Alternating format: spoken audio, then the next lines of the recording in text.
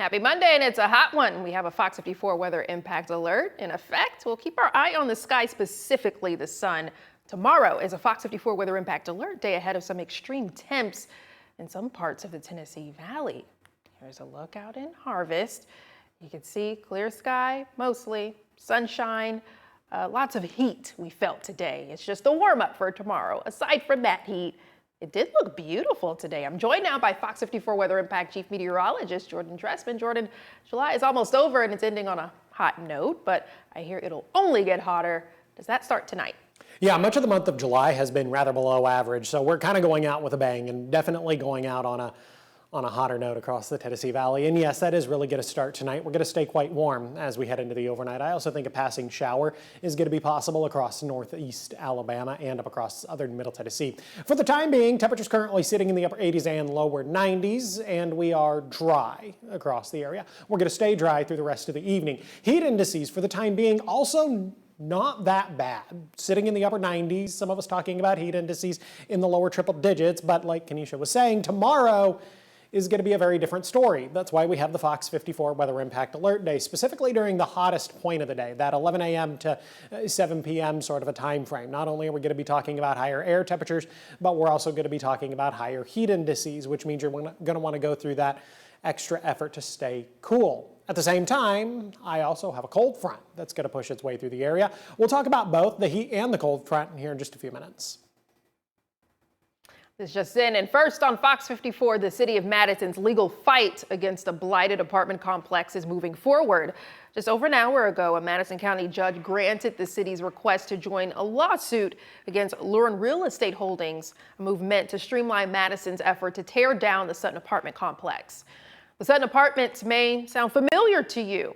Earlier this year, residents went more than a week without water after Luren Real Estate Holdings failed to pay Madison utilities for the complex's ongoing water bill. The utility company closed the property owner's accounts after 7 days of missed payments. The city then posted a notice to vacate the apartments, with the city's fire inspector deeming the complex unlivable and a public nuisance. That gave all former residents just 6 days to move out. A receiver was appointed to maintain the site, but city officials say 0 repairs have been made, and the summer heat and rain are worsening the decay. Now, the city of Madison is taking action against the abandoned complex. Fox 54's Caleb Aguayo shows us the ongoing action and what residents hope will come from the latest filing.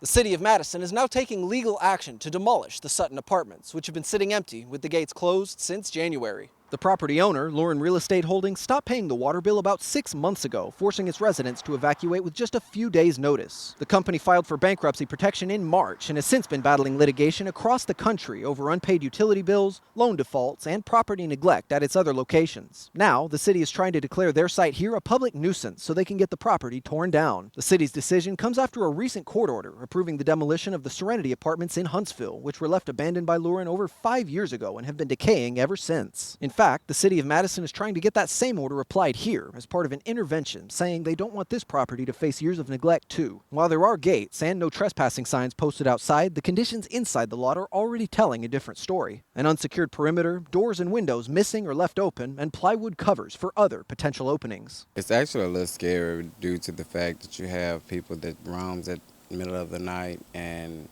wild animals actually come from over there, to believe it or not, you know. And just concerned about the residents is actually staying over here. With Madison now part of the lawsuit, his claims against Luren could be moved along even more quickly. In Madison, I'm Caleb Aguayo, Fox 54 News. Madison city officials maintain that joining the Huntsville lawsuit is necessary to protect the public's health and safety after property management's months-long inactivity at the site. Madison City Council is meeting right now to discuss several items, including tax adjustments, software upgrades, and infrastructure developments. We have a live look at this meeting. Council members will consider raising the city's lodging tax rate to 10%, with the additional revenue going to the city's general fund. Now, it looks like we're having a bit of problems with our live look, but the council will also vote on a more than $491,000 software purchase to modernize tax collection and review funding changes for parking improvements at Toyota Field. Tonight, we've learned a Geraldine man wanted on a charge of sexual abuse of a child under 12 has been arrested in Tennessee after a 4-week investigation. The DeKalb County Sheriff's Office says the investigation began last month after a report of suspected abuse at a home near Geraldine. Charles Heiss Sr. was taken into custody Friday in East Ridge, Tennessee. Authorities say Heiss had fled Alabama before an arrest warrant could be served. A second man, named Jonathan LaCroix, was also arrested and charged with accessory after the fact. A Pulaski man faces murder charges after police say a shooting left another man dead Saturday.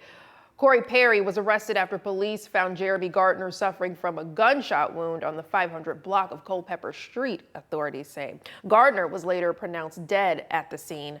Perry was arrested and charged with first-degree murder, felon in possession of a gun, and armed dangerous felonies. He's held at the Giles County Jail with no bond.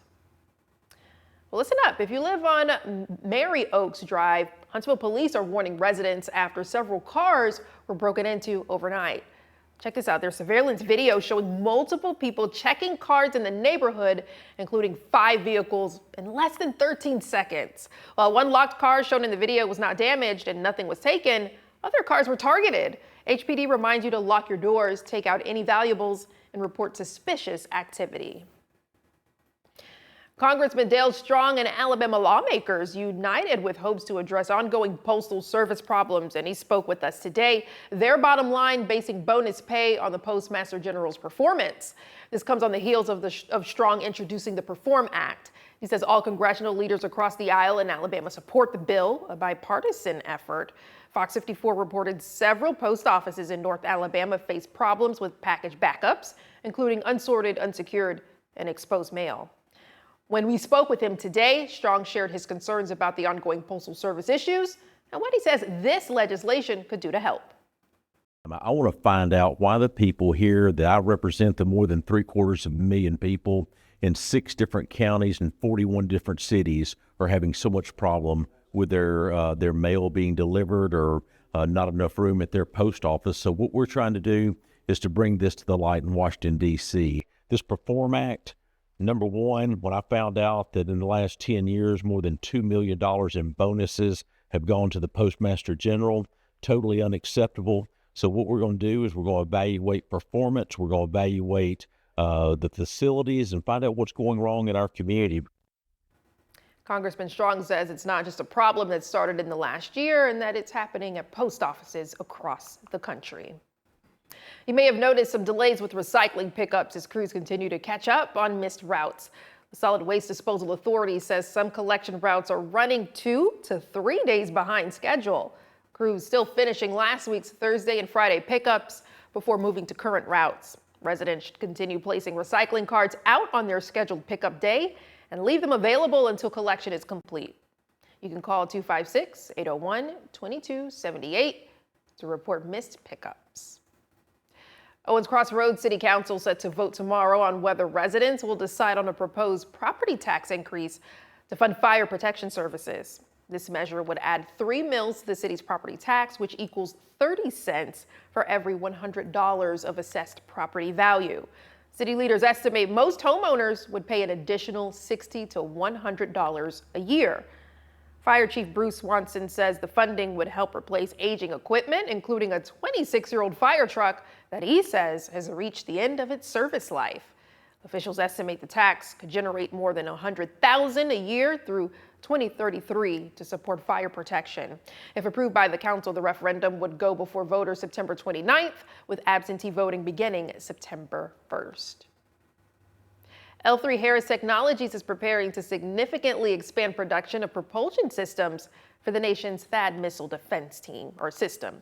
The company has signed a multi-year framework agreement with the Department of War and Lockheed Martin that will quadruple its production capacity once finalized later this year. L3 Harris manufactures key THAAD propulsion components right here in Huntsville. And as you can see, here's an inside look of the facility and some of the work done there. The facility also supports missile production as the company expands domestic defense manufacturing. Family was involved in a crash in 2008 that was caused by a person that was texting and driving. It hits close to home for Huntsville City Council member David Little. 2 years since Huntsville has gone hands-free. Fox 54's Logan Alexander Russell explains to us how the ordinance aims to reduce distracted driving. Some Fox 54 traffic impact alerts for you that include road work and road closures. Stay with us.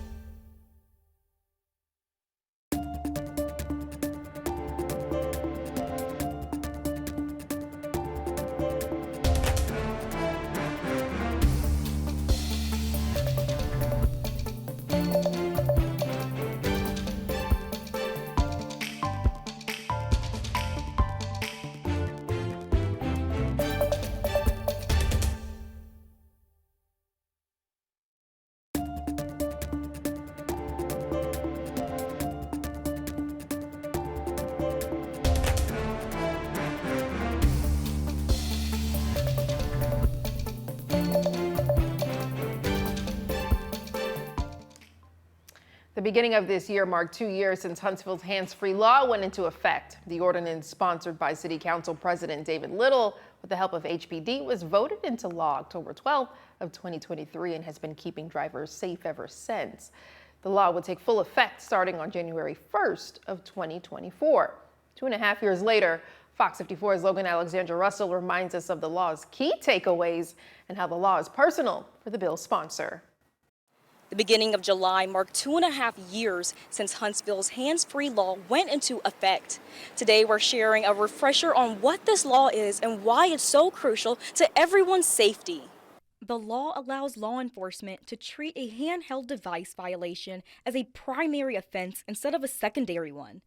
Under the city's previous no-text ordinance, officers needed another reason to pull over a driver before issuing a citation for distracted driving. Now you can be pulled over and cited for simply having a cell phone in your hand. But the Huntsville Police Department says distracted driving still remains a major cause of crashes. There's been multiple times being on scenes where people driving by want to take a video or a picture. Next thing you know, we hear another collision where they've rear-ended the person in front of them who may be doing the same thing or just trying to go slow. The National Highway Traffic Safety Administration reports more than 315,000 people were injured by distracted drivers in 2024. City Council President David Little sponsored the ordinance when it was first introduced back in 2023.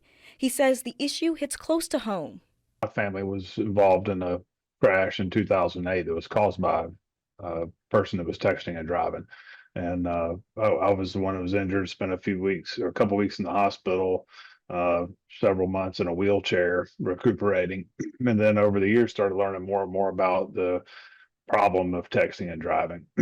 HPD reminds you that it's illegal to hold or use any wireless devices while behind the wheel, including smartphones, tablets, laptops, and GPS units. In Huntsville, Logan Alexander Russell, Fox 54 News. To learn more about what the law prohibits and exemptions, go to our website, fox54.com.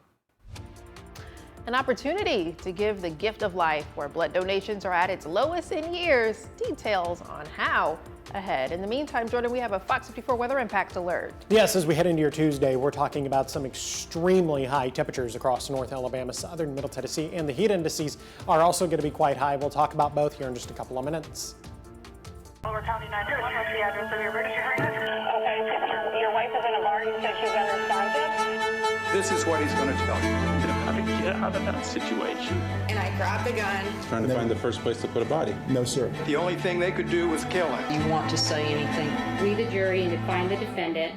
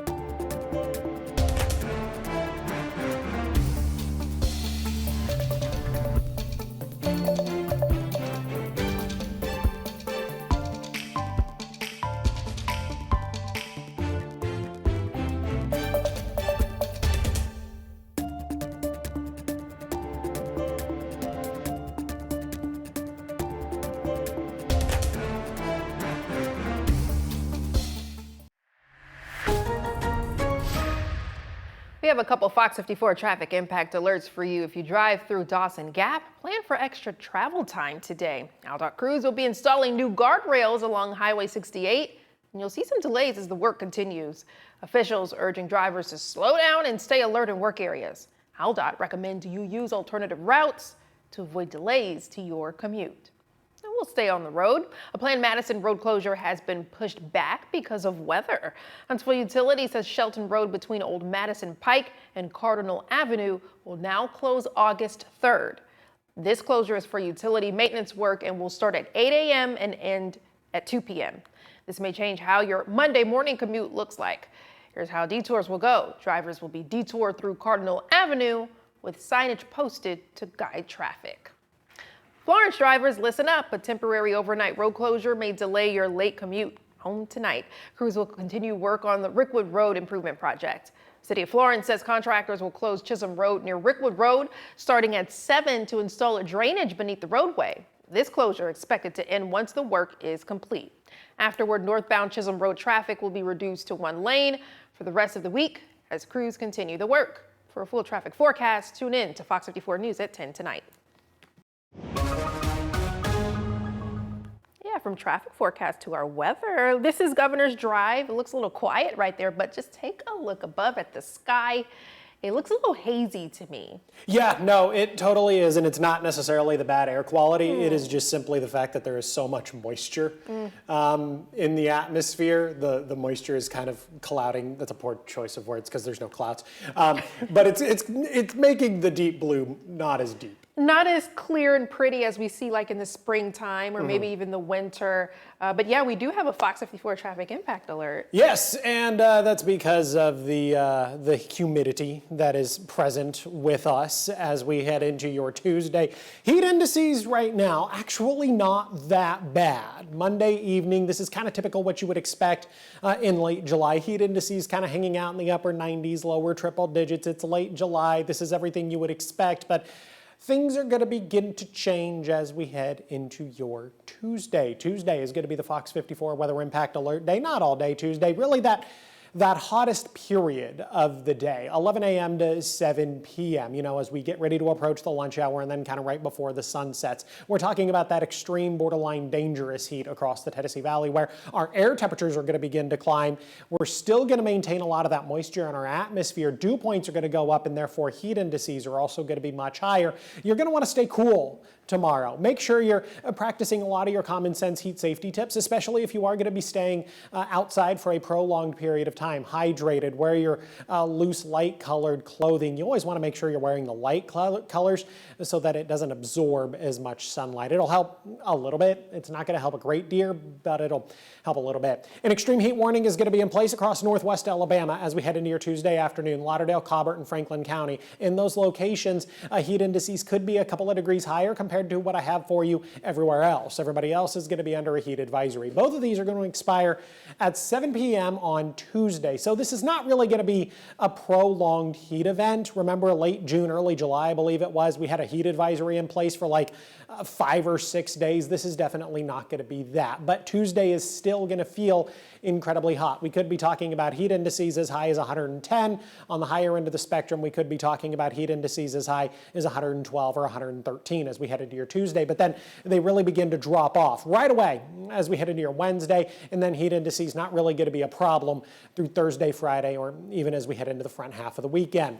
Radar looks nice and quiet this evening. A passing shower certainly can't be ruled out as we head into the overnight. I think that would be limited to southern Middle Tennessee and far northeast Alabama, Jackson, DeKalb, and Marshall counties. Everybody else is going to stay dry until Tuesday night, early into Wednesday morning, when a cold front is actually going to push its way through the area. Right now, that cold front is hanging out across the upper Midwest, a fair amount of shower and thunderstorm activity associated with it, and we're going to get some of that to drop down into our neck of the woods. Not right away, though. Here's Futurecast through Tuesday afternoon, early into Tuesday evening, rather uneventful, nothing to write home about until we get to Tuesday night and then early into Wednesday morning, when we do get some scattered showers and thunderstorms to build in through the area. We could be talking about a little bit of rain through the Wednesday morning commute, but otherwise, most of this is going to occur while you sleep. And then as we go about Wednesday afternoon into the evening, the overnight, and then early into your Thursday morning, we're going to dry out, we're going to clear out, no rain on Thursday. As a matter of fact, we're going to get plenty of sunshine, and it's going to be cooler.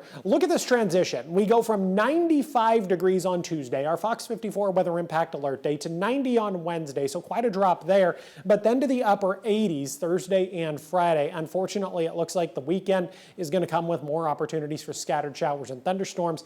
85 on Saturday, 86 Sunday and Monday. The American Red Cross is sounding the alarm over a national blood crisis as donations fall to their lowest summer levels in 4 years. Officials say all blood types are needed, but supplies of type O blood are especially low, with type O positive dropping below a one-day supply. The Red Cross links the decline to extreme heat, poor air quality, and widespread foodborne illnesses. Blood donation appointments are available right now at Huntsville Blood Donation Center on Airport Road through August. A historic Alabama organization is receiving more than $1 million to preserve its legacy and expand its future work. Freedom Quilting Bee Legacy announced a $1.15 million grant from the Mellon Foundation to restore the historic home of the Freedom Quilting Bee and strengthen the organization's operations. Founded in 1966, the Freedom Quilting Bee became a nationally recognized cooperative that helped create economic opportunities for Black women in rural Alabama during the Civil Rights Movement. The 3-year grant will support building upgrades, accessibility improvements, education programs, and preservation efforts through 2029. Mo, what's happening in the world of sport? Well, a former Auburn Tiger golfer is already striking it rich on the PGA Tour. More on Jackson Coyven coming up next on Fox 54 Plus.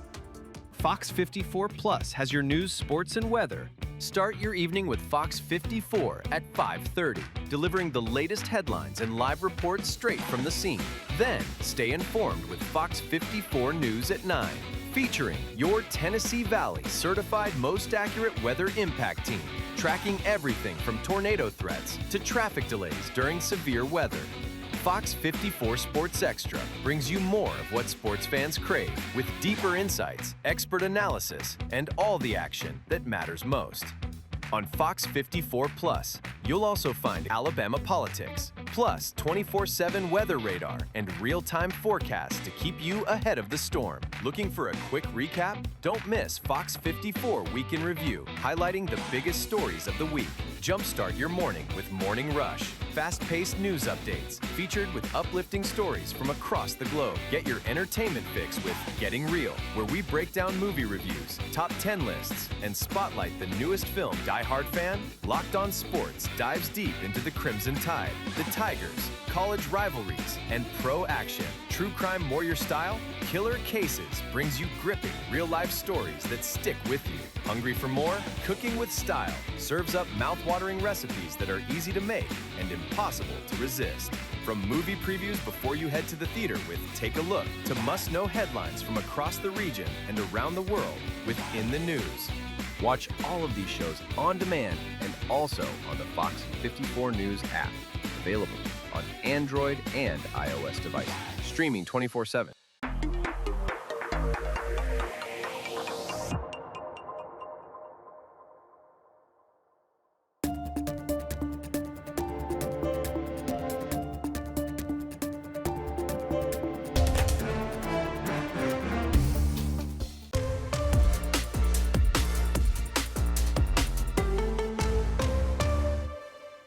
Hey everyone, Auburn fans have seen Jackson Coyven dominate the Greens on a collegiate level for the past 3 years, and this weekend, the world saw his talents on display with the PGA Tour. Coyven, the reigning National College Male Golfer of the Year, making his third career PGA start at the 3M Open, and guess what? He took home the top prize. He finished at 25 under par while setting a new tournament scoring record, and he also added a whopping $1.5 million to his bank account with the victory. He beat out Scotty Scheffler, like the best golfer in the world, on this tour. Now, Coyven, he's the second youngest golfer to win a tour event in the last 2 seasons.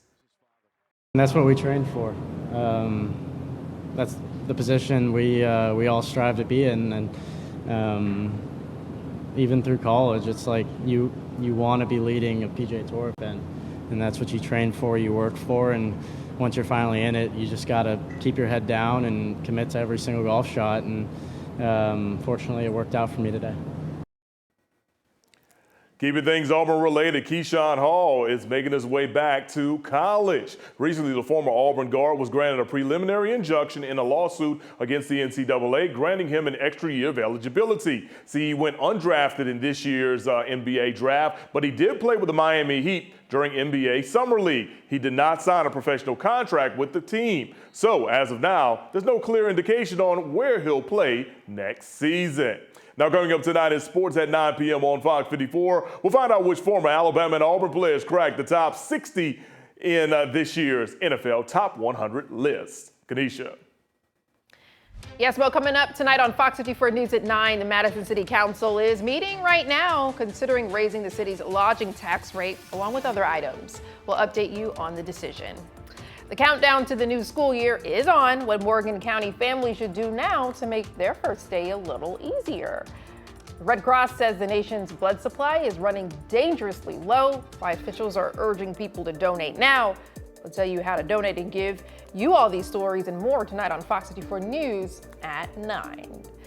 And before we let you go, while the world spent the summer battling it out on the soccer fields, others took a more old school approach on center stage. This is in Denmark. Fighters are wielding swords, shields, and axes, as you can see there, as a centuries-old style combat makes modern combat.